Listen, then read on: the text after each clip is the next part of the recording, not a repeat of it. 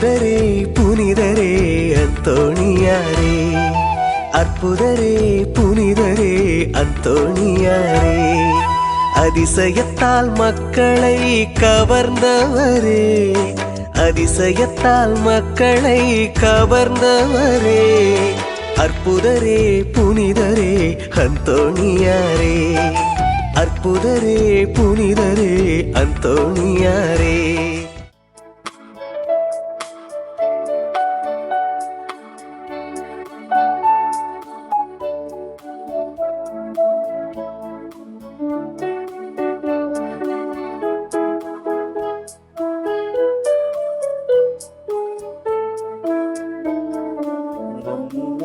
செய்த இறைவனுக்கு நன்றியின் பலியை செலுத்திடவாரே, நன்றியின் பலியை செலுத்திடவாரே, நன்மைகள் நாமே அடைவோம் வாரே.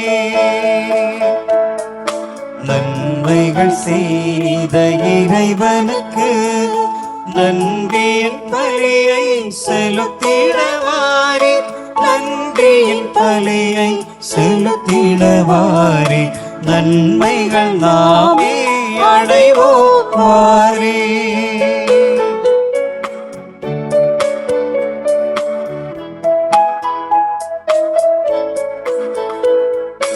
உள்ளத்தை தருவது திருப்பலியா, உடைந்ததென்றால் அது பெரும் பலியா. உள்ளத்தை தருவது திருப்பலியா, உடைந்ததென்றால் அது பெரும் பலியா. கொடைகள் பெறுவது தகும் வழியா, கொடைகள் பெறுவது தகும் வழியா. குறையினை போக்கும் கோவழியா. நன்மைகள் செய்த இறைவனுக்கு நன்றியின் பலியை செலுத்திடவாரே, நன்றியின் பலியை செலுத்திடவாரே, நன்மைகள் நாமே அடைவோம் வாரே. தந்தை மகன் தூயாவியாரின் பெயரால்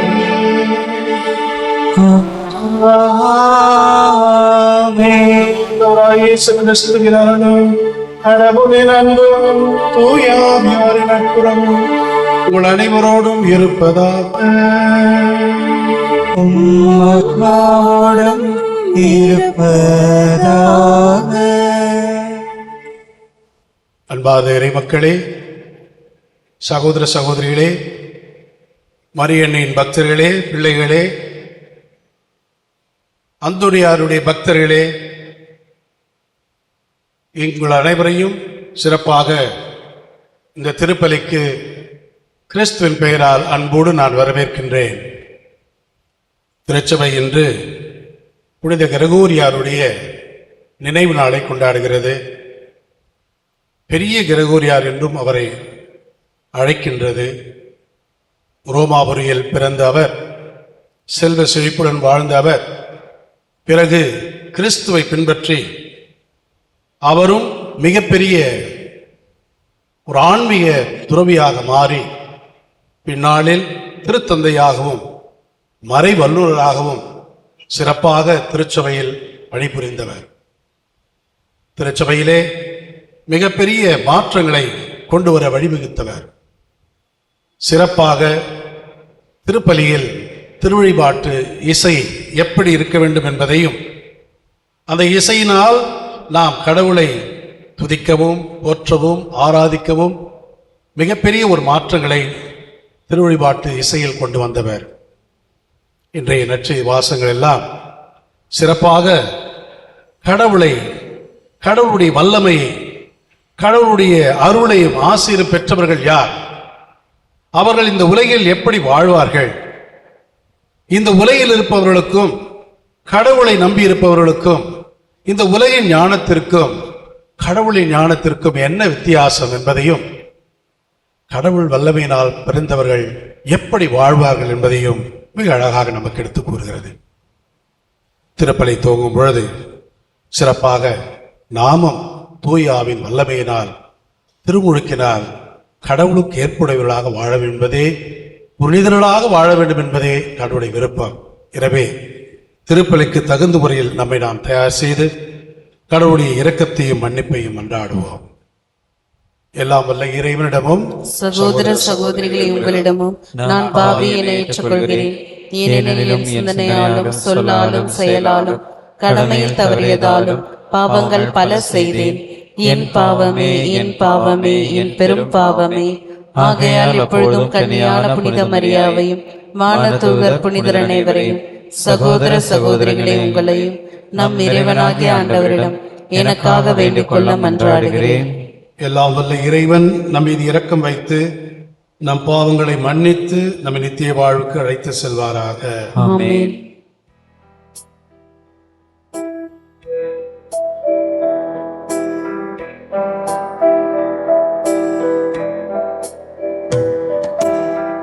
ஆண்டவரே இரக்கமாயிரும். ஆண்டவரே இரக்கமாயிரும். கிறிஸ்துவே இரக்கமாயிரும். கிறிஸ்துவே இரக்கமாயிரும். ஆண்டவரே இரக்கமாயிரும். ஆண்டவரே இரக்கமாயிரும்.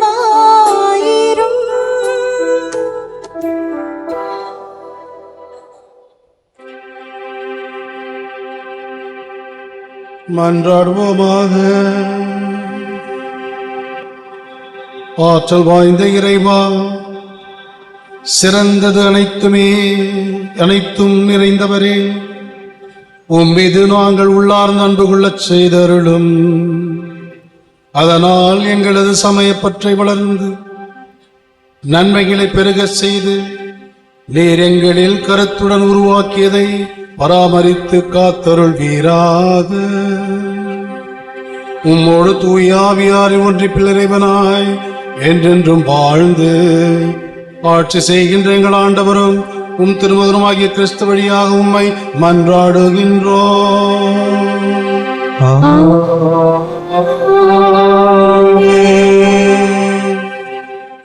மனித இயல்பை மட்டும் உடைய ஒருவர் கடவுளின் ஆவிக்குரியவற்றை ஏற்றுக்கொள்வதில்லை. திருத்தூதர் பவுல் கொரிந்தியருக்கு எழுதிய முதல் திருமுகத்திலிருந்து வாசகம். அதிகாரம் 2, இறை வார்த்தைகள் 10-16 முடிய. சகோதர சகோதரிகளே, தூய ஆவியாரே அனைத்தையும் துருவி ஆய்கிறார். கடவுளின் ஆழ்ந்த எண்ணங்களையும் அறிகிறார். மனிதரின் உள்ளத்தில் இருப்பதை அவருள் இருக்கும் மனமேயன்றி வேறு எவரும் அறிய முடியாது அன்றோ? அவ்வாறே கடவுள் உள்ளத்தில் இருப்பதை அவர் தம் ஆவியை அன்றி வேறு எவரும் அறியார். ஆனால் நாம் இவ்வுலக மனப்பாங்கை பெற்றுக்கொள்ளவில்லை. மாறாக தூய ஆவியை கடவுளிடமிருந்து பெற்றுள்ளோம்.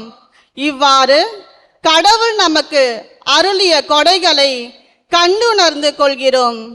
ஆவிக்குரியவர்களுக்கு ஆவிக்குரியவற்றை பற்றி விளக்கி கூறும் பொழுது நாங்கள் மனித ஞானத்தால் கற்றுக்கொண்ட சொற்களை பேசுவதில்லை. மாறாக தூய ஆவியார் கற்றுத்தரும் சொற்களையே பேசுகிறோம். மனித இயல்பை மட்டும் உடைய ஒருவர் கடவுளின் ஆவிக்குரியவற்றை ஏற்றுக்கொள்வதில்லை. அவை அவருக்கு மடமையாய் தோன்றும். அவற்றை அவரால் அறிந்து கொள்ளவும் முடியாது. ஏனெனில் அவற்றை தூய ஆவியின் துணை கொண்டே ஆய்ந்துணர முடியும். ஆவிக்குரியவரோ அனைத்தையும் ஆய்ந்துணர்வார். எவரும் அவரை ஆய்வுக்கு உட்படுத்த முடியாது. ஆண்டவருடைய மனதை அறிபவர் யார்? அவருக்கு அறிவுரை கூறுபவர் யார்? நாமோ கிறிஸ்துவின் மனதை கொண்டுள்ளோம். ஆண்டவரின் அருள்வாக்கு. இறைவனுக்கு நன்றி.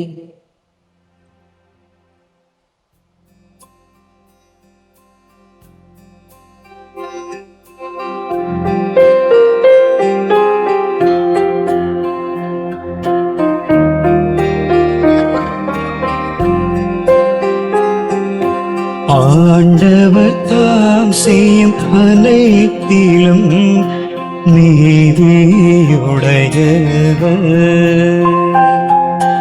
ஆண்டவர் தாம் செய்யும் அனைத்திலும் நீதியுடையவர். ஆண்டவர் தாம் செய்யும் அனைத்திலும்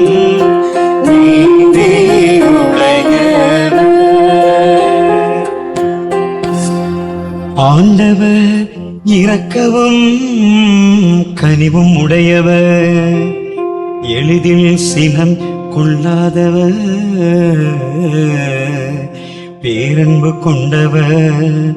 ஆண்டவர் எல்லாருக்கும் நன்மை செய்பவர், தாம் உண்டாக்கிய அனைத்தின் மீதும் இரக்கம் காட்டுபவர். ஆண்டவரே, நீர் உருவாக்கிய யாவும் உமக்கு நன்றி செலுத்தும். உம்முடைய அன்பர்கள் உம்மை போற்றுவார்கள். ஆண்டவர் தாம் செய்யும் அனைத்திலும் நீதியுடையவர்.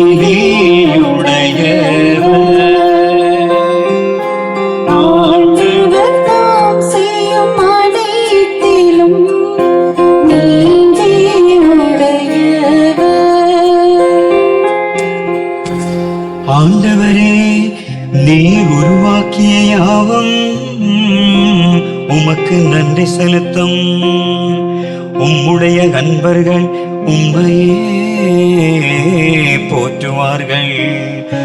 அவர்கள் உமது அரசின் ஆட்சியை அறிவிப்பார்கள். உமது வல்லமையை பற்றி பேசுவார்கள். மானிடனுக்கு வல்லமை செயல்களையும் உமது அரசுக்குரிய மாட்சியின் பேருளியையும் புலம்பெடுத்துவார்கள். உமது அரசு எல்லா காலங்களிலும் உள்ள அரசு. உமது ஆளுகை தலைமுறை தலைமுறையாக உள்ளது. ஆண்டவர் தாம் செய்யும் அனைத்திலும் நீதியுடையவர். ஆண்டவர் தாம் செய்யும் அனைத்திலும் நீதியுடையவர்.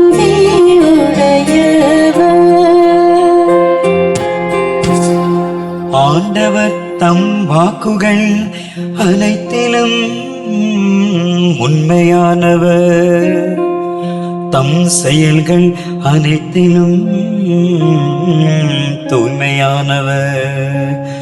தடுக்கி விழும் யாவரையும் ஆண்டவர் தாங்குகின்றார். தாழ்த்தப்பட்ட யாவரையும் தூக்கி விடுகின்றார். தடுக்கி விழும் யாவரையும் ஆண்டவர் தாங்குகின்றார். தாழ்த்தப்பட்ட யாவரையும் தூக்கி விடுகின்றார். ஆண்டவர் தாம் செய்யும் அனைத்திலும் நீதியுடையவர். ஆண்டவர் தாம் செய்யும் அனைத்திலும் நீதியுடையவர்.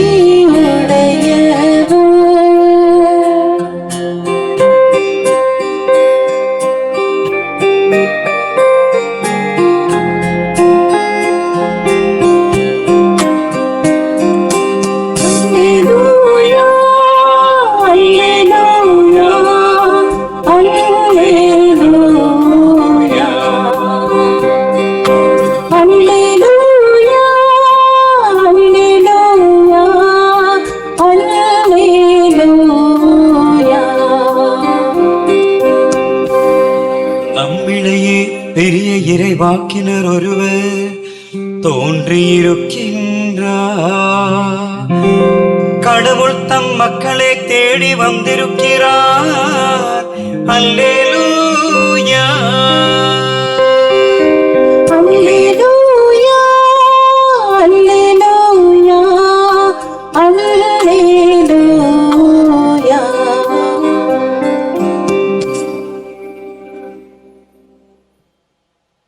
ஆண்டவர் உங்களோடு இருப்பாராக.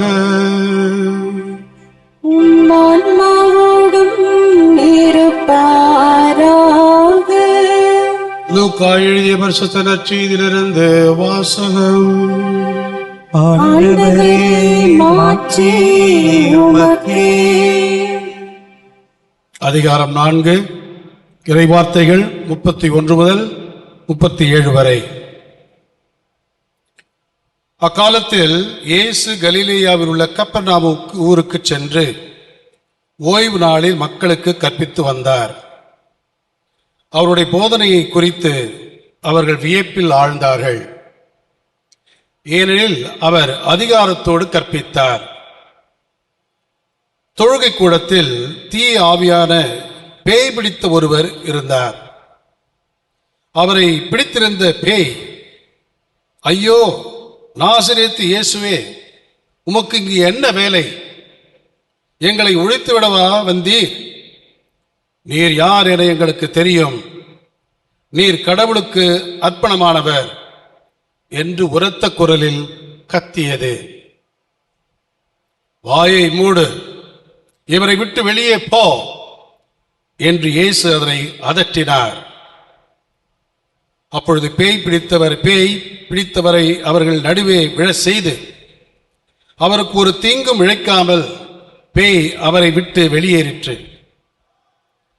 எல்லோரும் திகைப்படைந்து, எப்படி பேசுகிறார் பாருங்கள், அதிகாரத்தோடும் வல்லமையோடும் தீய ஆவிகளுக்கும் கட்டளையிடுகிறார், அவையும் போய்விடுகின்றனவே என்று ஒருவரோடு ஒருவர் பேசிக்கொண்டனர். அவரை பற்றிய பேச்சு சுற்றுப்புறமெங்கும் பரவிற்று. கிறிஸ்துவில் நற்செய்தி. கிறிஸ்துவே உமக்கு புகழ். கிறிஸ்துவில் பிரியமுள்ள அன்பார்ந்த இறை மக்களே, சகோதர சகோதரிகளே, ஒரு முறை ஒரு இளைஞன் ஒருவன் தன்னுடைய சொந்த ஊருக்கு திரும்பி செல்லும் பொழுது இரவிலே அவன் இறங்கி சிறிதொலைவு அவன் நடந்து செல்ல வேண்டும் தன்னுடைய ஊருக்கு, கிராமப்புறத்திற்கு. அந்த ஊருக்கு செல்லும் பொழுது அவனுக்கு ஒரு பயம். அந்த ஊரிலே பேய் பிசாசில் நடமாடுவதாக மக்கள் பேசிக் கொள்வார்கள். இருப்பினும் அவன் முதல் முறையாக அந்த வழியே அவன் செல்ல நேருகிறது. பாடல் பாடிக்கொண்டு செல்கிறான். எந்த ஒரு பயமும் இல்லை என்று நினைத்து கொண்டே செல்கிறான். மக்கள் பேசுகிறாங்க, அப்படியெல்லாம் ஒன்றும் இல்லை. சிறிதளவிலே ஒருவர் அமர்ந்து பீடி பிடித்துக் கொண்டு இருக்கிறார். இவன் சென்று அவரிடம் கேட்கிறான், எங்க இந்த ஊர்ல என்னவோ பேய் பிசாசெல்லாம் நடமாட்டம் இருக்கு, இந்த வழியில போறவங்களெல்லாம் அது சும்மா விடாது அப்படின்லாம் பேசிக்கிறாங்களே, நீங்க என்ன சொல்றீங்க அப்படின்னு கேட்கிறார். அதுக்கு அந்த நபர் சொல்வார், எனக்கு என்னங்க தெரியும், நான் செத்து 10 வருஷம் ஆகுது அப்படின்னு சொல்வார். உங்களை யாராவது பேய் பார்த்துக்கிறீங்களா? யாராவது பேய் பார்த்துருக்கீங்களா? நிறைய பேர் சொல்லுவாங்க பேய் இருக்குது பேய் இருக்குன்னு. நீங்க பார்த்துருக்கீங்களா? சரி, பேய் பார்த்துருக்கீங்களோ இல்லையோ? பேய் பிடிச்சவங்களை பார்த்துருக்கிறீங்களா? ஆமா, பேய் பக்கத்தில் தான் இருக்குன்னு காட்டிடாதீங்க யாரையும். பேய் பிடிச்சவங்களை பார்த்துருக்கீங்களா? ஆமா, அது பார்த்துருக்குறோம். அங்கே சொல்றாங்க பேய் பிடிச்சது, ஆடுது ஓடுது விளையாடுது சொல்லுவாங்க. பேய் பிடித்திருக்கிறது. பேய் பிடித்தவன் யார்? யார் பேய் பிடித்தவன் அப்படின்னா, பேய் பிடித்தவர்களை சுருக்கமாக இப்படி சொல்லலாம். யாரெல்லாம் அடிமைப்பட்டு இருக்கிறார்களோ அவங்கெல்லாம் பேய் பிடிச்சவங்க தான். ஏதோ ஒரு அடிமை நேரத்திற்கு அவர்கள் கட்டுப்பட்டு இருக்கிறார்கள் அப்படின்னா அவங்கெல்லாம் பேய் பிடிச்சவங்க தான். அவங்க எப்படி இருப்பாங்கன்னா, அவங்க அடிமையா இருப்பாங்க, அதே நேரத்தில் விடுதலைக்கு கொஞ்சம் கூட அவங்களுக்கு மனம் இருக்காது. தானும் அமைதியா இருக்க மாட்டாங்க, மற்றவங்களையும் அமைதியா வச்சுக்க மாட்டாங்க. பேய் பிடிச்சவங்களை பாருங்க, நீங்க பார்த்துருப்பீங்க. நான் சொல்றதெல்லாம் சரியான்னு யோசிச்சு பாருங்க. தானும் அமைதியா இருக்க மாட்டாங்க, மற்றவங்களையும் அமைதியா வச்சுக்கவே மாட்டாங்க. தன்னையும் அன்பு செய்ய மாட்டாங்க, மற்றவங்களையும் அன்பு செய்ய மாட்டாங்க. கடவுளை பத்தி சொல்லவே வேணாம், அவங்களுடைய அதிகாரத்தில் கடவுளே இல்லை. தானும் வாழ மாட்டாங்க, மற்றவங்களையும் வாழ விட மாட்டாங்க. ரொம்ப பயந்து போயிருப்பாங்க, மற்றவங்களும் பயமுறுத்திக்கிட்டே இருப்பாங்க. யார் இவங்கெல்லாம்? பேய் பிடிச்சவங்க மாதிரி இருக்குன்னு சொல்றாங்கல்ல அவங்க. சரி, பேய் பிடித்தவங்களை பத்தி சொல்லிட்டோம். பேய் ஓட்டுறவங்களை பத்தி கொஞ்சம் சொல்லுவோமே. பேய் ஓட்டுறவங்களை பார்த்துருக்கீங்களா? ஆமா, பாருங்க, யூடியூப் எல்லாம் எடுத்து பாருங்க. பார்க்கலனாக்கா வடிவேல் படத்தில் ஒரு பேய் ஓட்டுறதுக்குன்னு ஒரு ஜோக்கெல்லாம் இருக்கு. அதை கொஞ்சம் மனக்கண்முன்னு கொண்டு வாங்க. பேய் எப்படி ஓட்டுறதுக்கு. பேய் ஓட்டுறவரை பார்த்தா பேயே தேவலாம், அவரை பார்த்தா பேய் விட படு கேவலமா இருப்பாரு, மோசமா இருப்பாரு, பார்த்தாலே பயங்கரமா இருக்கும். அவர் தன்னிட்டு ரொம்ப அதிகாரம் நிறைய இருக்குன்னு சொல்லுவாரு. ஆனா வேண்டிக்க எல்லா கடவுளையும் கூப்பிடுவாரு பேயை ஓட்டுறதுக்கு. என்கிட்ட எல்லா அதிகாரமும் இருக்குன்னு சொல்லுவாரு. ஆனா பேயை ஓட்டுறதுக்கு எல்லா கடவுளையும் கூப்பிடுவாரு. ரொம்ப தைரியமான ஆளுன்னு சொல்லுவாரு. ஆனா உதவி சேர்த்து 10 பேர் வச்சிருப்பாரு. அவனை புடி, இவனை புடி, அவனை அடி, இவனை உடி அப்படின்னு. தனியா இருக்க மாட்டார், 10 பேர் வச்சிருப்பாரு. அவ்வளவு தைரியசாலிம்பாரு. ஆனா ஆளுங்களை கூட வச்சிருப்பாரு. சித்தாளு, பித்தாளு, பெரிய ஆளு, பிடிக்கிறவரு, அடிக்கிறவரு, எல்லாம் கட்டி போடுறவரு எல்லாம் வச்சிருப்பாரு. தான் தான் ரொம்ப வல்லமை மிக்கவன்னு நினைச்சிருப்பாரு. ஆனா அவர் என்ன சொல்லுவாரு? எல்லாரையும் ஏமாத்துவார். பெரிய வல்லமை உள்ள நினைப்பாரு, ஆனா எல்லாரும் ஏமாத்துவாரு. அடிப்பாரு, கடிப்பாரு, குடிப்பாரு, நடிப்பாரு, பணம் புடுங்குவாரு, எல்லாம் பண்ணுவாரு. யாரு? பேய் ஓட்டுறவர். அவரே இன்னொரு பேயா மாறிடுவார். நீ பார்த்திருக்கீங்களா? அவரே ஒரு பேயா மாறிடுவாரு. அவர் உடைய பாருங்க, இந்த காலத்துல பயங்கரமா இருக்கும். சடாபுடி போட்டுக்கிட்டு, சில பேர் சடை போட்டு, உடை போட்டு, கயிறை கட்டி, பெல்ட்டை கட்டி, அதுக்கு மேல மணி எல்லாம் வச்சு, குஞ்சம் எல்லாம் வச்சு, சாட்டை வச்சு, குச்சி வச்சு, கத்தி வச்சு, வாழ் வச்சு, என்னென்னமோ வச்சிருப்பாங்க. பார்த்தாலே நமக்கு அவரே பேய தேவலாம், இவரு அதோட பருபாயமா இருப்பாரு. சில பேர் வெள்ளையா இருப்பாங்க, நல்ல பேண்ட், சட்டை, சூட்டுக்கிட்டு போட்டுக்கிட்டு. இது வெள்ளை பேய், அது கருப்பு பேய். இல்ல நிறைய இது மாதிரி பேய் ஓட்டுறவங்க இருக்கிறாங்க. ஆனா அவங்க இருக்கிற இடம் போய் பாருங்க, ரொம்ப போயமா இருக்கும். 2 விதமான இடம் இருக்கு. ஒண்ணு தனியா இங்க ஒரு இருட்டுல அல்ல சுடுகாட்டுல, இன்னொரு கோயில் மாதிரியே வச்சிருப்பாங்க. ஹாலுகள்லாம் வச்சு சூப்பரா அழகா லைட்டை போட்டு, சீரியல் லைட்டு போட்டு, மைக்க போட்டு, இங்க கூட பேய் ஓட்டுறவங்க இருப்பாங்க. ஆக அவங்க இடம், அவங்க நேரம், அவங்க காலம், அவங்க மந்திரம் பயங்கரம். இவனோட 10 பேர் விழுந்துடுற மாதிரி இருக்கும். இங்க என்னென்னமோ செய்வாங்க, அடிப்பாங்க, உதைப்பாங்க, எல்லாம் அவங்க சொல்ற சிலத்தை சுருட்டு, சாராயம், அதுக்கு கேட்பாங்க. எல்லாம் ஏமாத்து வேலை. உண்மையிலே பேய் ஓடிச்சா? ஓடி இருக்காது. கடைசியா இவரு ஓடிடுவாரு. அதான் கடைசியா இருக்கும். பேய் ஓட்டுறவங்க நிலைமை இப்படி. எல்லாம் ஏமாத்து வேலை, காசுக்கு, பணத்துக்கு. ஆனா என்னென்னமோ சொல்லுவாங்க. இன்றைய நற்செய்தி பாருங்க, இயேசு பேய் ஓட்டுகிறார். இயேசு எப்படி ஓட்டுறாரு பாருங்க, ரொம்ப பயங்கரமா இருக்கு. இயேசுடைய ஒரு உதவி. அவர் பேயை பார்த்த உடனே அந்த பேய்க்கும் அவருக்கும் ஒரு சிறிய ஒரு நிகழ்ச்சி நடக்குது. பேயே அவரை மிரட்டுது. இயேசு பாரு, பேய் பிடிச்சவங்களுடைய இயேசுடைய அவங்களுடைய நடத்தை பாருங்க, கத்தி பேசுறாங்க. எங்க? இயேசு கிட்ட உரக்க குரலில் கத்தியதுன்னு சொல்றாரு நற்செய்தியாளர். அப்படின்னா அந்த பேயினுடைய ஒரு இடத்துல ஒரு அமைதி, ஒரு நிம்மதி எதுவுமே இல்லை. மிரட்டுது. யார? இயேசுவை மிரட்டுது. ஏய், நீ யார் தெரியுமா? நீ எங்க வந்திருக்க தெரியுமா? யார்கிட்ட பேசிட்டு இருக்க தெரியுமா? நீ என்ன பண்ண போற தெரியுமா? இயேசுகிட்ட மிரட்டுது. அது இயேசுகிட்ட கேள்வி கேட்குது, எதுக்கு வந்தீங்க அப்படின்னு. இப்படி இயேசுவிடம் ஆணையிடுவது, இயேசுவை கேள்வி கேட்பது, இயேசுவை கத்தி பேசுவது. பேய் இயேசுகிட்டே இந்த வேலையை காட்டுது. இது பேயுடைய நிலைமை இயேசுவோடு. இயேசு என்ன செய்யறார் பாருங்க அந்த பேயோட. அவர் இந்த மாதிரி வேலையெல்லாம் பண்ணல. சர்வசாதாரண ஒரே வார்த்தை சொல்றாரு, அதிகாரத்தோடு அவர் நடந்துக்கிறார். அவங்க இடத்துல அதிகமான பேச்சு கிடையாது, வித்த கிடையாது, மந்திரம் கிடையாது, அடி கிடையாது, உத கிடையாது, பத்தி இருக்கிறது இல்ல. என்னென்னவோ அதை கொண்டு வா, இதை கொண்டு வா, ஞாபகம் இருக்குங்களா? அது புல்லு, இது புல்லு, இது புல்லு, அது புல்லு, இந்த பில்லு அப்படின்னு போடுவாங்களே, அது மாதிரி அந்த மாதிரி எல்லாம் டிமாண்டு கிடையாது. இயேசு சர்வசாதாரண, வாயை மூடு, வெளியே போ. இது போல இந்த உலகத்துல அந்த காலங்களில் இஸ்ராயல் மக்களிடம் இப்படி யாரும் ஒரு பேயை ஓட்டினதா அவங்க பார்த்ததே இல்லை. என்னடா இது, பேய் பிடிச்சு கொண்டு போனா நாம அவங்களோட சேர்ந்துட்டு படுற கஷ்டம் பெரிய விஷயம். யாருமே இந்த பேய் ஓட்டுறதுக்கு அவங்க என்னென்ன சொல்லுவாங்க, தபம் இருக்கணும்ன்றாங்க, பட்னி இருக்கணும்ன்றாங்க, இன்னும் ஜெபம் செய்யணும்ன்றாங்க, என்னென்னவோ சொல்லுவாங்க. நம்ம கிட்ட அதிகமான பொருள்கள்லாம் கேட்பாங்க. ஆனா இயேசு அப்படியெல்லாம் இல்லை. ஒரே வார்த்தையில அதிகாரத்தோடு வல்லமையோடு வெளியே போ. அந்த பேய் அவனை விட்டு ஓடி போச்சு. சரி, இது எப்படி நடக்கும்? எல்லாரும் பார்த்தோன்னு ஆச்சரியப்படுறாங்க. இது போல நாங்க பார்த்ததே இல்லையே. ஒரு கட்டளை இடுறாரு, அதிகாரத்தோடு பேசுறாரு, பேய் கூட ஒரு கீழ்ப்படியுது. இந்த காலத்துல பாருங்க எவ்வளவு பெரிய விஷயம், பேய் கூட கீழ்ப்படியுது. நம்ம கீழ்ப்படிறோமான்னு தெரியல ஆண்டவருக்கு, ஆனா பேய் கூட கீழ்ப்படி. எப்படி போனா போயிடுச்சு. எப்படி நடந்தது? ஏன்னா இப்படி இயேசு எந்த வல்லமையோடு அவரை செய்தார்? இயேசுக்கு இந்த அதிகாரம் எங்கிருந்து வந்தது? யார் அவருக்கு இந்த வல்லமை கொடுத்தது?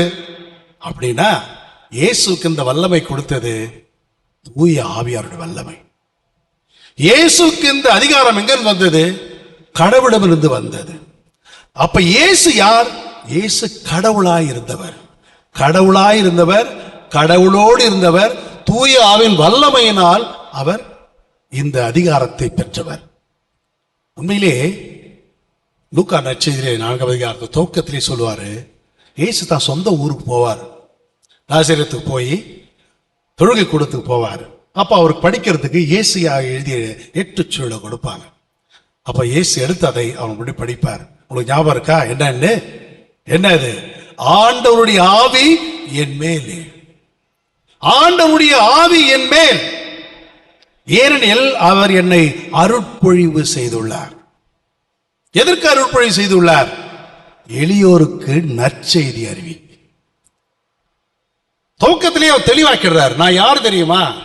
கடவுளால் அபிஷேகம் செய்யப்பட்டவன், தூய ஆவியினால் நான் அருட்பொழிவு செய்யப்பட்டவன். ஏழைகளுக்கு நற்செய்தி, சிறைப்பட்டோருக்கு விடுதலை, பார்வையற்றோருக்கு பார்வை, ஒடுக்கப்பட்டோருக்கு விடுதலை. இதெல்லாம் கொடுக்கிறதுக்கு தான் ஆண்டவர் என்னை தேர்ந்தெடுத்து அனுப்பினார். அந்த தூய ஆவின் வல்லமையினால் தான் நான் இங்கு செயல்பட்டு கொண்டிருக்கிறேன் என்று ஆண்டவர் சொல்றார். யாரு? இயேசு கிறிஸ்து. அப்ப ஆண்டவருக்கு அந்த வல்லமை தூய ஆவிடமிருந்து வந்தது, கடவுளிடமிருந்து வந்தது. தூய ஆவின் வல்லமை இயேசுவிடம் இருப்பதற்கு ஒரே காரணம், ஒரே ஒரு சான்று என்னன்னா, அவருக்கு இருக்கின்ற அந்த வல்லமை, அந்த அதிகாரம் விடுதலை தரும் அதிகாரம், அடிமைப்படுத்தும் அதிகாரம் இல்ல. எல்லோருக்கும் விடுதலை, விடுதலை தரும் வல்லமை, விடுதலை தரும் அதிகாரம். இயேசுவுக்கு கடவுள் கொடுத்த அந்த வல்லமை, தூய ஆவின் வல்லமை, குணமளிக்கும் வல்லமை. அந்த அதிகாரத்தினால் குணமளிக்கப்படப்படும், குணம் அளிக்கப்படும், முழு குணம் பெற வேண்டும். இயேசு கொடுக்கப்பட்ட அந்த வல்லமை அதிகாரம் ஞானம் உள்ளது, ஞானமுள்ள வல்லமை, ஞானமுள்ள அதிகாரம். அது இந்த உலகிற்கு ஏற்றதாக இருக்காது. கடவுளிடமிருந்து வந்த வல்லமை, கடவுளும் வந்த ஞானம் இந்த உலகத்துடைய கண்களுக்கு மடமையாக தெரியும், இகழ்ச்சியாக தெரியும், யாரும் ஏற்றுக்கொள்ள முடியாது என்று சொல்வார்கள். ஆக உண்மையிலே கடவுளுக்கு கடவுளுடைய ஞானம், கடவுளுடைய வல்லமை, கடவுளுடைய அதிகாரம் இந்த உலகினுடைய ஞானத்திற்கும் வல்லமைக்கும் அதிகாரத்திற்கும் நேர் எதிரானது, நேர் எதிரானது. இன்றைய முதல் வாசகத்தை பாருங்கள், மிக அழகான ஒரு வாசகம். நீங்க அதை மீண்டும் படிக்க வேண்டும் வீட்டுக்கு சென்று. பவுலடிகளார் 2 காரியங்களை சொல்கிறார். நம்மிடம் 2 விதமான ஆவிகள் இருக்கிறது. ஒன்று தூய ஆவி, இன்னொன்று தீய ஆவி. ஒன்று நாம் இந்த உலகை சார்ந்து சிந்திப்பது, இன்னொன்று கடவுளை சார்ந்து சிந்திப்பது. ஒன்று ஞானத்தோடு இருப்பது, இன்னொன்று மடமையாக இருப்பது. இவை எல்லாமே இந்த உலகிற்கும் கடவுளுக்கும் வித்தியாசமானது, புரிந்து கொள்ள முடியாது. இன்னும் சொல்ல வேண்டும் என்றால், இந்த உலகம் ஞானம் என்பது கடவுளுடைய ஞானத்தை புரிந்து கொள்ள முடியாது. அவை கண்ணுக்கு புலப்படாது. உலக ஞானம் என்பது அறிவுக்கு எட்டாது, நம் செவிக்கு எட்டாது, விளங்காது, உள்ளத்தை ஊடுருவி ஆராய்ந்து பார்க்காது. எது? இந்த உலகத்தின் ஞானம். இந்த உலகத்தின் ஞானம் உள்ளத்தை ஊடுருவி ஆய்ந்து பார்க்க தெரியாது. இந்த உலகத்தின் ஞானம் கடவுளுடைய ஞானத்தை கண்களால் பார்க்க முடியாது, செவிகளால் கேட்க முடியாது, உணர முடியாது. ஆனால் தூய ஆவின் வழியாக வெளிப்படுத்துகின்ற இந்த ஞானம் என்பது நம் ஒவ்வொருடைய உள்ளங்களை ஊடுருவி ஆராய்ந்து, எவ்வளவு அழகான வார்த்தை பாருங்க. நீங்க இங்க உட்கார்ந்து அத்தனை பேருமே நீங்க என்ன நினைக்கிறீங்கன்னு எனக்கு தெரியுமா? தெரியாது. பக்கத்துல இருக்கிறாங்க தெரியாது. ஆனா கடவுளுடைய வல்லமை, அந்த தூய ஆவிக்கு நீங்க ஏன் இங்க உட்கார்ந்து இருக்கிறீங்க, இப்ப என்ன நினைச்சிட்டு இருக்கிறீங்க, எதுக்காக வந்தீங்க, என்ன கேட்கறீங்க, எல்லாத்தையும்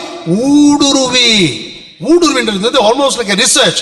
உள்ள பூந்து தேடி ஆராய்ச்சி சுத்தமா அலசி பார்த்து வச்சிருக்க யார்? அந்த தூய ஆண்டவர். இங்க யாராவது நினைச்சிருக்கலாம் நம்ம எதுக்கு வந்தோம், என்ன பண்றோம். ஆனா கடவுளுக்கு தெரியும், தூய ஆவிக்கு தெரியும் நம்முடைய உள்ளார்ந்த எண்ணங்கள் என்ன என்பது. அதனால தூய ஆவினுடைய அந்த எண்ணங்கள், ஞானம் உண்மையிலே கடவுளுக்கு கண்ணுக்கு புலப்படாதது, அறிவுக்கு எட்டாதது, செவிக்கு விளங்காதது, எல்லாவற்றையும் நமக்கு வெளிப்படுத்தக்கூடியது அந்த தூய ஆவின் வல்லமை. உள்ளத்தை ஊடுருவி ஆராய்ந்து பார்க்கக்கூடியது, கடவுளின் ஆழ்ந்த எண்ணங்களை அது நன்றாக அறிந்திருக்கிறது. கடவுளுடைய எண்ணங்கள் நமக்கு என்னன்றது தூய ஆவிக்கு தெரியும், நமக்கு தெரியாது. எனவே மனிதனுடைய உள்ளத்தில் உள்ள அனைத்து தூய ஆவியாரையும் கடவுளால் அன்றி வேற எவராலும் அறிந்து கொள்ள முடியாது.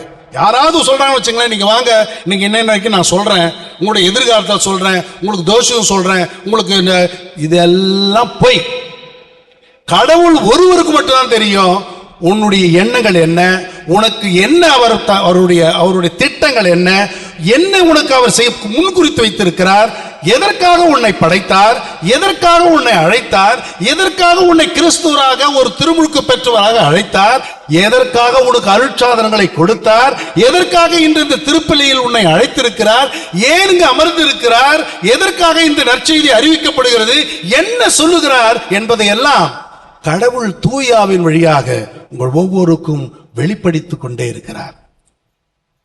இப்படிப்பட்ட அழகான இந்த வார்த்தையில தூய பவுலடிகள் வார்த்தையை அதே நேரத்தில் சொல்றாரு.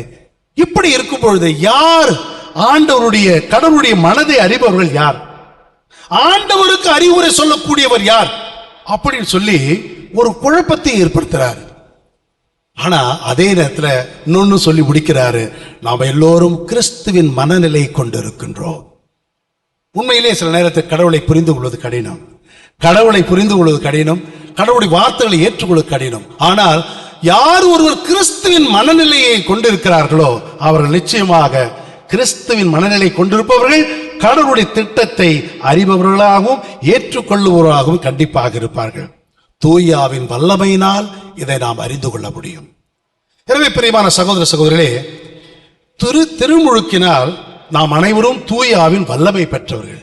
யார் தூயாவின் வல்லமை பெற்றவர்கள்? யார் இவர்கள்? இவர்கள் எல்லோரும் திருமுழுக்கினால், நம்ம அனைவரும் எல்லாருமே திருமுழுக்கினால் அபிஷேகம் பெற்றவர்கள், திருமுழுக்கினால் அருள்பொழிவு பெற்றவர்கள், திருமுழுக்கினால் அந்த வல்லமையை பெற்றவர்கள். எனவே திருமுழுக்கினால் வல்லமை பெற்ற நாம் அனைவரும் ஆவியின் வல்லமையினால் இயேசுவின் வல்லமை பெற்று மனித இயல்பை மறுத்து தூய ஆவிக்குரிய இயல்பை ஏற்று வாழ அழைக்கப்பட்டவர்கள். அப்படின்னா என்ன? தூய ஆவியின் வல்லமையினால் இயேசு பெற்ற அதிகாரம் உயிரை கொடுக்கும் அதிகாரம், உயிரை எடுக்கும் அதிகாரம் இல்லை. சில நேரங்களில் நமக்கு அதிகாரம், வல்லமை, நம்முடைய அறிவு, இவையெல்லாம் இந்த உலகத்தில் எதுக்கு பயன்படுத்துறாங்க தெரியுமா? உயிரை எடுக்கிறது பயன்படுத்துறாங்க. எப்படி ஒருத்தரை ஏமாத்தலாம், எப்படி ஒருத்தரை அவருடைய சொத்துல அபகரிக்கலாம், எப்படி ஒருத்தரை அழிக்கலாம், எப்படி ஒருத்தர் பேரை கெடுக்கலாம், எப்படி ஒரு குடும்பத்தை இல்லாம பண்ணிடலாம், எப்படி எல்லாருக்கும் மேல அழித்து மேல வரலாம். இது உலகத்தின் ஞானம். தூயாவின் வல்லமையில இருக்கக்கூடியது உயிரை கொடுத்து நம்மை காப்பாற்றக்கூடியது, உயிரை எடுக்கக்கூடியதல்ல. தூய ஆவியின் வல்லமையினால் இயேசு பெற்ற அதிகாரம் நமக்கு வாழ்வை புதுப்பிக்கக்கூடியது. உலகின் அதிகாரமோ அந்த வாழ்வை அழிக்கக்கூடியது. இந்த உலகத்தின் அதிகாரத்துக்கும் கிறிஸ்துவின் அதிகாரத்துக்கும் வித்தியாசம் பாருங்க. இயேசுவிடமிருந்து வருகின்ற அந்த அதிகாரம் கடவுளுடைய அதிகாரம், உலகம் தரும் அதிகாரம் மட்டுமல்ல, அது கடவுளிடமிருந்து வருகின்ற அதிகாரம். ஆனா உலகத்திற்கு கூடிய அதிகாரம் மனிதனிடமிருந்து வரக்கூடியது. மனிதனிடம் வரக்கூடிய அதிகாரம் எதை நோக்கி சொல்லும்? பணம், பதவி, அந்தஸ்து, இவை எல்லாவற்றையும் முன்னெடுத்து செல்லும். இயேசு தரும் நமக்கு அதிகாரம் விடுதலை தரும் அதிகாரம். இந்த உலகம் தரும் அதிகாரம் நம்மை அடிமைப்படுத்தும் அதிகாரம். இயேசுவின் அதிகாரம் ஞானம் உள்ளது. ஆனால் இந்த உலகம் தரும் அதிகாரமோ அறிவின்மையாக இருக்கும், மடமையாக இருக்கும். பிரியமான சகோதர சகோதரிகளே, இயேசுவின் அதிகாரம் எங்கிருந்து வருகிறது என்று நாம் கேட்டோம் என்றால் அது தூய ஆவியிடமிருந்து வருகிறது, கடவுளுடைய வல்லமையினால் இருந்து வருகிறது. ஞானத்தோடு, அறிவோடு, உண்மையோடு, நேர்மையோடு, கடவுளோடு அவர் வாழ்ந்ததால் தான் இயேசுவுக்கு அவ்வளவு அதிகாரம் இருந்தது. இன்னைக்கு இந்த உலகத்துல எல்லாரும் அதிகாரத்தை நோக்கி எவ்வளவு பெரிய ஒரு போர் நடந்து கொண்டிருக்கிறது. இந்த அதிகாரத்தை வைத்து எவ்வளவோ நல்ல காரியங்களை செய்யலாம். ஆனால் நாம் இந்த உலகிலே அதிகாரத்தை கொண்டு கிறிஸ்துவை போன்று வாழ்பவர்கள் எத்தனை பேர்? கிறிஸ்துவை போன்று வாழ்கின்றவர்கள் அந்த அதிகாரத்தை கொண்டு நிச்சயமாக கடவுளுடைய வல்லமையினால் ஞானத்தோடு, அறிவோடு, உண்மையோடு, நேர்மையோடு, தியாகத்தோடு பணிபுரிகின்ற அந்த வல்லமையை பெறுவார்கள். உண்மையிலே இந்த திருப்பலியிலே இந்த வல்லமை நாம் இங்கு பார்க்கலாம். இயேசுனுடைய அந்த வல்லமை கண்ணுக்கு புலப்படாதது, நமது அறிவுக்கு எட்ட முடியாதது, செவிகளால் புரிந்து கொள்ள முடியாதது. ஒன்று, ஒவ்வொரு முறையும் அந்த இரத்தமும் அப்பமும் ரசத்தையும் எடுத்து இந்த திருப்பலியிலே அந்த இறைப்புகள் கூறி ஆண்டவர் பெயரால் நடக்கும் இந்த அந்த திருப்பலியிலே கிறிஸ்துவின் வல்லமையினால், அதே தூயாவின் வல்லமையினால் அந்த அப்பமும் ரசமும் கடவுளுடைய உடலாகவும் இரத்தமாகவும் மாறுகிறது. எனவே இதை யார் புரிந்து கொள்ள முடியும்? இதை யார் ஏற்றுக்கொள்ள முடியும்? யார் ஒருவர் தூய ஆவியினால் அழைக்கப்பட்டவர்களோ, யார் ஒருவர் தூய ஆவியினால் இதை உணர்த்தப்பட்டவர்களோ, யார் ஒருவர் தூய ஆவியின் வல்லமையினால் இதை அவர்களுக்கு அறிவுறுத்தப்பட்டதோ அவர்களுக்கு அந்த அப்பமும் ரசமும் கிறிஸ்துவின் உடலும் இரத்தமுமாக மாறியதை ஏற்றுக்கொள்வார்கள். உண்மையிலே அந்த தூயாவின் வல்லமையினால் தான் இது நம்பிக்கையின் மறைபொருள் என்று சொல்லும் பொழுது நாம் எல்லோரும் சேர்ந்து சொல்லக்கூடிய அந்த உன்னதமான அந்த ஒரு வாக்கியம் என்ன தெரியுமா? அந்த அறிவிப்பு என்ன தெரியுமா? அந்த வெளிப்பாடு என்ன தெரியுமா? ஆண்டவரே தேவரீர் வருமளவும் உமது மரணத்தை இறக்கிடுகின்றோம், உமது உயிர்ப்பையும் எடுத்துரைக்கின்றோம் என்று சொல்லக்கூடிய அந்த மறைபொருள், அந்த விசுவாச வெளிப்பாடு தூயாவின் வல்லமையினால் அன்றி நாம் யாரும் அதை எடுத்து சொல்ல முடியாது. எனவே பிரியமான சகோதர சகோதரர்களே, இந்த வல்லமை, இந்த ஆவியின் வல்லமை, இந்த தூய ஆவியினுடைய அதிகாரம், இந்த தூய ஆவியினுடைய ஞானம், இந்த தூய ஆவியினுடைய குணநலங்கள், இவை அனைத்தையும் திருமுழுக்கினால் பெற்ற நாம் சிறப்பாக அதே வல்லமையோடு திருப்பலியை முடிந்து நாம் வீடு செல்லும் பொழுது நம்மை பார்க்கின்றவர்கள், நம்மோடு வாழ்கின்றவர்கள், நமது குடும்பத்தில் ஒருவருக்கொருவரிடத்திலே நாம் யார், நாம் எப்படிப்பட்டவர்கள், நமது வல்லமை எங்கிருந்து வருகிறது, நம்முடைய அறிவு எங்கிருந்து வருகிறது, நமது ஞானம் எத்தகையது, கிறிஸ்துவோடு நாம் இருக்கின்றோமா, கிறிஸ்துவின் வல்லமையினால் நாம் நடந்து கொள்கின்றோமா, இந்த உலகிலிருந்து வேறுபட்டவர்களாக இருக்கின்றோமா என்பதையும் அந்த வல்லமையினால், தூயாவின் வல்லமையை உலகெங்கும் சென்று அறிவிக்கும்படியாக சிறப்பாக ஒருவருக்கொருவர் கிறிஸ்துவின் வல்லமையை பெற்று இந்த திருப்பலி முடிந்து வெளி சொல்லும் பொழுது சாட்சிகளாக வாழ சிறப்பாக நாம் இந்த திருப்பலியை கொண்டாடுவோம். இறுதியாக அந்த பாடலை உங்களுக்கு தெரியும் நினைக்கின்றேன். அந்த ஆவியான ஒரு பாடல், உன்னதத்தின் வல்லமை. அந்த பாடலை சேர்ந்து பாடுவோமா?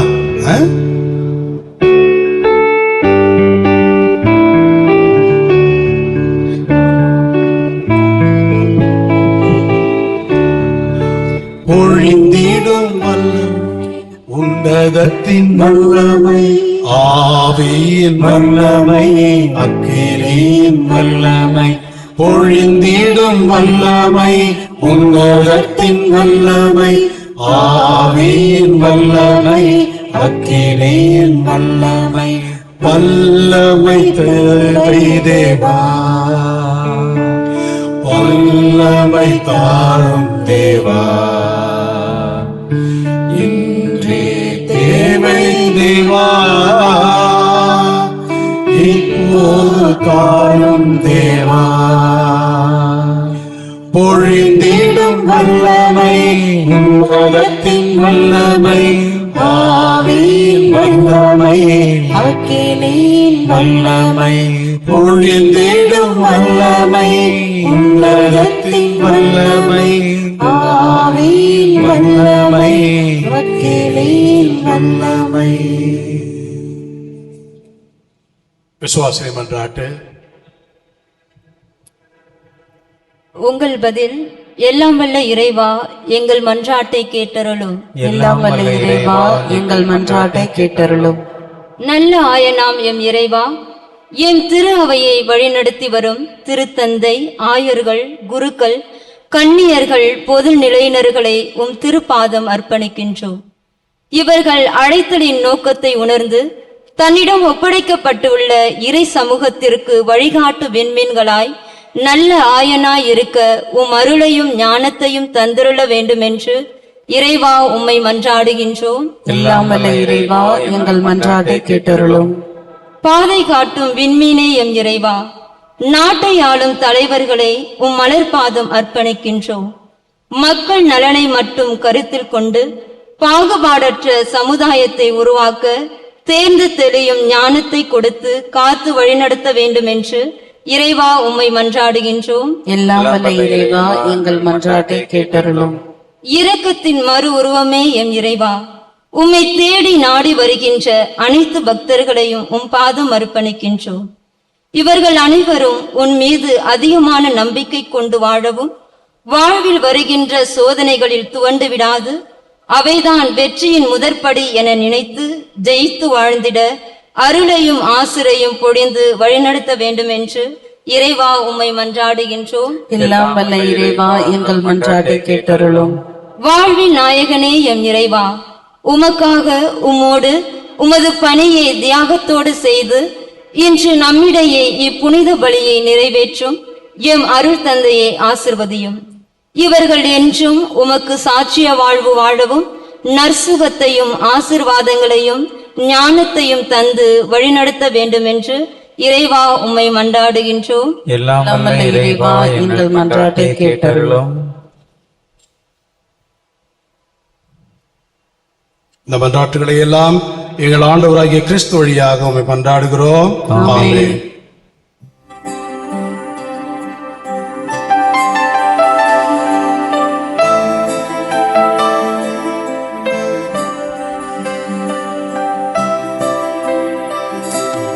அன்போடு வந்தோம் காணிக்கை தந்தோம் கனிவோடு ஏற்பாய் ஆண்டவரே உம் பலியோடு சேர்ப்பாய் தூயவனே.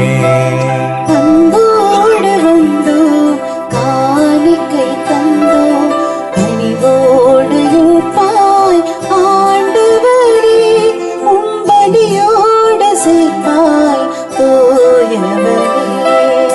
பொன்னான வாழ்வை உடமீட்டு வைத்தோம் பூவாக மனம் வீச வைத்தோம். பொன்னான வாழ்வை உடமீட்டு வைத்தோம் பூவாக மனம் வீச வைத்தோம். புதிரான வாழ்வை எதிரானதாலே புதிரான வாழ்வை எதிரானதாலே ஒளிவாக செய்தார் ஆண்டவரே உம் அருளோடு அணைப்பாய் மாதவனே. சகோதர சகோதரிகளே, என்னுடையது உங்களுடையதுமான திருப்பலி எல்லாம் வல்ல இறைவனுக்கு ஏற்றதா அப்படின்னு சேர்ந்து ஜெபியுங்கள். ஆண்டவர் தமது பெயரின் புகழ்ச்சிக்காகவும் மாட்சிக்காகவும் நமது நன்மைக்காகவும் புனித திரு அவை அனைத்து நலனுக்காகவும் உமது கையிலிருந்து இப்பலியை ஏற்றுக்கொள்வாராக.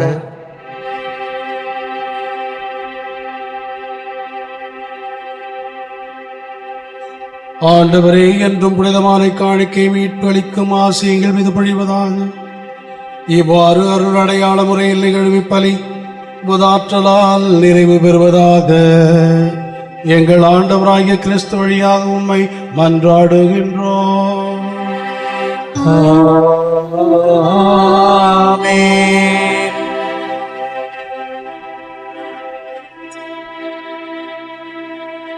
ஆண்டவர் உங்களோடு இருப்பாராக.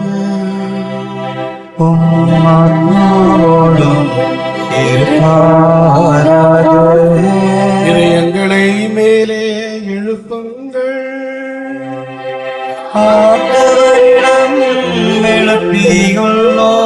இறைவனாகிய ஆண்டவருக்கு நன்றி கூறுவோம்.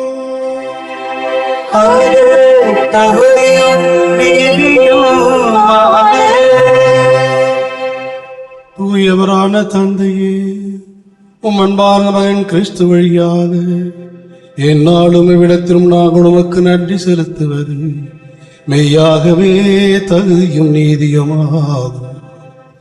எங்கள் கடமையும் மீட்புக்குரிய செயலுமாகும். உம் வார்த்தையான அவர் வழியாக அனைத்தையும் படைத்தீர். அவரையே மீட்பராகவும் ஈடேற்றுவராகவும் எங்களுக்கு அனுப்பினீர். அவர் யாவினால் உடல் எடுத்து கன்னிமரியாவிடமிருந்து பிறந்தார். அவர் உமது திருவுளத்தை நிறைவேற்றி புனித மக்களை உமக்கு பெற்றுதர தம் கைகளை விரித்து பாடுபட்டார்.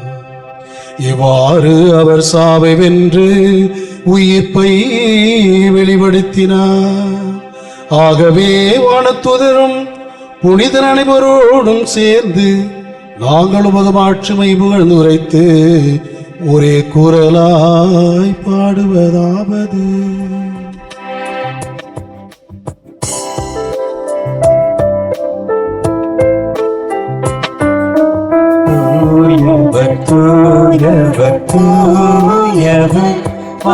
படைகளின் கடவுளமாண்டவர்,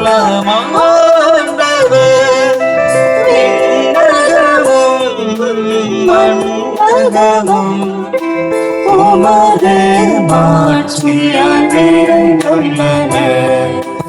உன்னதங்களிலே ஓசன்னா, உன்னதங்களிலே ஓசன்னா. ஆண்டவர் பெயரால் வருகிறவர், ஆசி பெற்றவர். உன்னதங்களிலே ஓசன்னா, உன்னதங்களிலே ஓசன்னா.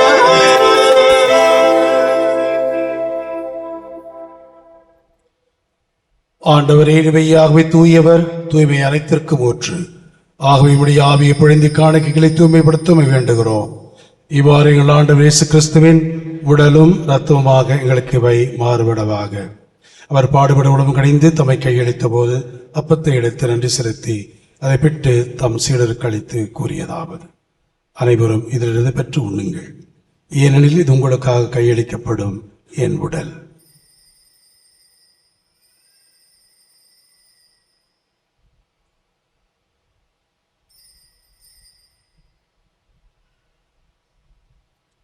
அவனவே இரவு விருந்து அறிந்துவின் கிண்ணத்தை எடுத்து மீண்டும் அவருக்கு நன்றி கூறி தம் சீடருக்கு அளித்து அவர் கூறியதாவது: அனைவரும் இதிலிருந்து பெற்று பருகுங்கள், ஏனெனில் இது புதிய நிலையான உடன்படிக்கைக்குரிய இரத்தத்தின் கிண்ணம்.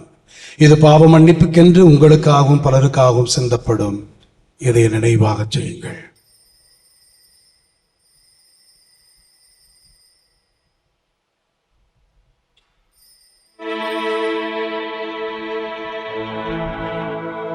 நம்பிக்கையில் மறைவரும் ஆண்டவரே, நீர் வருவளவும் உமது இனத்தினை அறிக்கையிடுகின்றோம்.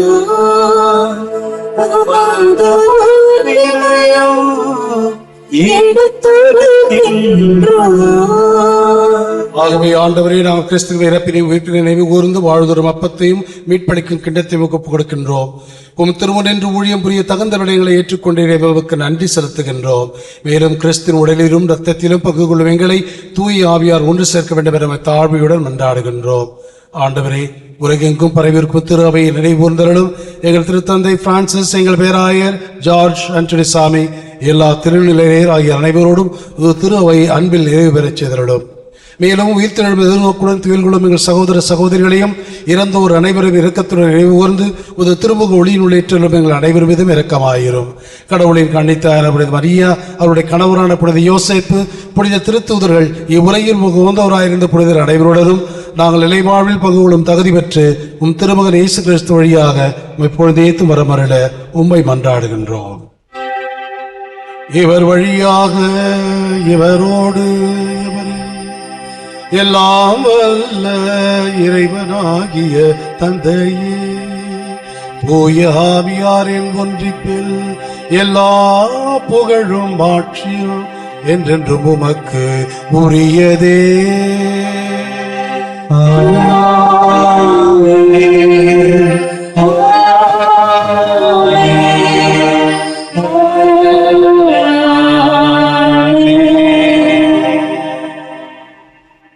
இறைமகன் இயேசு கற்பித்தது போல் நம்மில் இறையரசு வர வேண்டும் என்று மன்றாடுவோம். விண்ணுலகில் இருக்கின்ற எங்கள் தந்தையே, உமது பெயர் தூயதென போற்ற பெருக. உமது ஆட்சி வருக. உமது திருவுளம் விண்ணுலகில் நிறைவேறுவது போல மண்ணுலகிலும் நிறைவேறுக. எங்கள் அன்றாட உணவை இன்று எங்களுக்கு தாரும். எங்களுக்கு எதிராக குற்றம் செய்வோரை நாங்கள் மன்னிப்பது போல எங்கள் குற்றங்களை மன்னியும். எங்களை சோதனைக்கு உட்படுத்தாதே, தீமையிலிருந்து எங்களை விடுவித்தரும். ஆண்டவரே, தீமை அனைத்திலும் எங்களை விடுவித்து எங்கள் வாழ்நாளில் அமைதியை கனிவுணர்வு மன்றாடுகின்றோம். உமது இரக்கத்தின் உதவியால் நாங்கள் பாவத்திலிருந்து எப்போது விடுதலை பெற்று யாதொரு கலக்கும் இன்றி நலமாய் இருப்போமாக. நாங்கள் எதிர்நோக்கியிருக்கும் பேரின்பத்துக்காகவும் மீட்பராகிய இயேசு கிறிஸ்து வருகைக்காகவும் காத்திருக்கின்றோம். ஏனெனில் ஆட்சியும் வல்லமையும் ஆட்சியும் என்றென்றும் உமதே. ஆண்டவரே இயேசு கிறிஸ்து, அமைதியை உங்களுக்கு விட்டுச் செல்கிறேன், அமைதியே உங்களுக்கு அளிக்கின்றேன் திருத்துவதற்கு மொழிந்தீரேன். எங்கள் பாவங்களை பாராமல் திருவையின் நம்பிக்கையை கண்ணோக்கி திருவிழத்திற்கு ஏற்பதற்கு அமைதியும் ஒற்றுமையை அளித்தருள்வீராக. என்று வாழ்ந்து ஆட்சி செய்கின்றவர் நீரே. ஆண்டவருடைய அமைதி என்று உங்களோடு இருப்பதாக. ஒருவருக்கொரு அமைதியை பகிர்ந்து கொள்வோம். அமைதி. உலகின் பாவங்களை போக்கும் இறைவனின் செம்மறியே, எங்கள் மேல் இரக்கமாயிரும். உலகின் பாவங்களை போக்கும் இறைவனின் செம்மறியே, எங்கள் மேல் இரக்கமாயிரும். உலகின் பாவங்களை போக்கும் இறைவனின் செம்மறியே, எங்களுக்கு அமைதி அளித்தரவும். இதோ இறைவனின் செம்மறி, இவரே நம் பாவங்களை போக்குபவர். செம்மறி விருது கழைக்கப்பட்ட நாம் அனைவரும் பேறு பெற்றோர். ஆண்டவரே, நான் தகுதியற்றவர், ஆனால் ஒரு வார்த்தை மட்டும் சொல்லியருளும், எனது ஆன்மா நலமடையும். கிறிஸ்துவே ஆன்மாவே, என்னை புனிதமாக்கும். கிறிஸ்துவின் திருவுடலே என்னை மீட்டருளும். கிறிஸ்துவின் திருரத்தமே எனக்கு எழுச்சியூட்டும். கிறிஸ்துவின் விழாவின் தண்ணீரே என்னை கழுவிடுமே. கிறிஸ்துவின் பாடுகளே என்னை தேற்றிடுமே. ஓ நல்ல இயேசுவே, எனக்கு செவிசாயும். உம் திரு காயங்களுள் என்னை மறைந்தருளும். உம்மிடமிருந்து என்னை பிரிய விடாதேயும். பிரிய பகைவரிடமிருந்து என்னை காத்தருளும். எனது இறப்பின் வேளையில் என்னை அழைத்தருளும். உம்மிடம் வர எனக்கு கட்டளையிட்டருளும். புனிதர்களோடு எக்காலமும் உம்மை புகழ செய்யும். ஆமென்.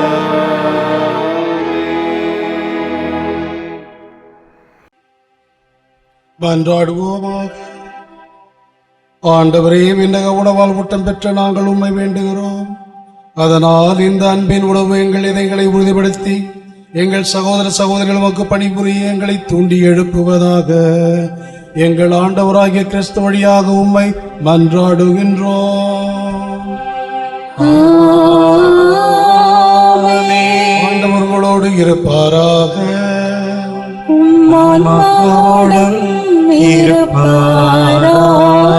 எல்லாம் வல்ல இறைவன் தந்தை, மகன், தூய ஆவியார் நம் அனைவரையும் ஆசீர்வதிப்பாராக.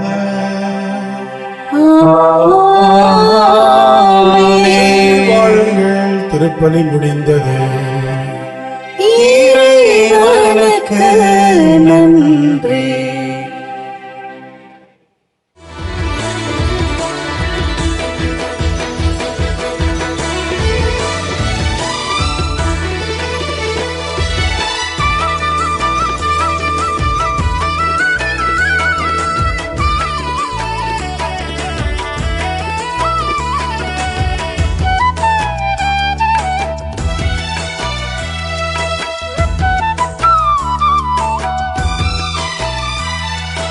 அற்புதரே புனிதரே அந்தோணியாரே, அற்புதரே புனிதரே அந்தோணியாரே, அதிசயத்தால் மக்களை கவர்ந்தவரே, அதிசயத்தால் மக்களை கவர்ந்தவரே, அற்புதரே புனிதரே அந்தோணியாரே, அற்புதரே புனிதரே அந்தோணியாரே.